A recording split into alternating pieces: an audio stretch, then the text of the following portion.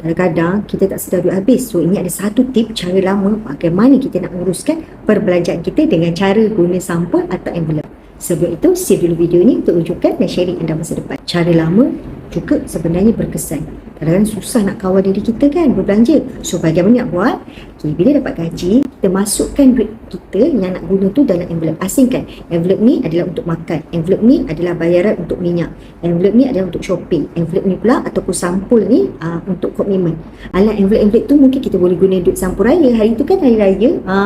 Kita ada banyak kan sampul-sampul raya. Gunakan dan labelkan. So, bila kita nak guna, contoh makan, envelope ini kita tulis besar-besar untuk perbelanjaan makan. So, bila nak pergi makan je kita ambil daripada envelope tu. Pergi makan je ambil envelope tu. Jadi dekat sini kita dah nampak dah, makin susut lah. Bila kita nampak dengan mata, kita rasa lagi, orang kata, okey, lagi cepat sedar.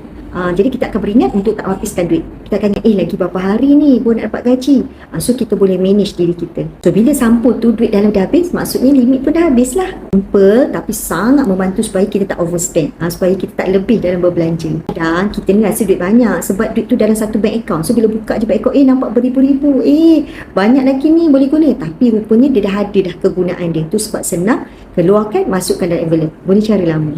So bila duit asing, baru kita nampak realitinya duit ni pergi mana.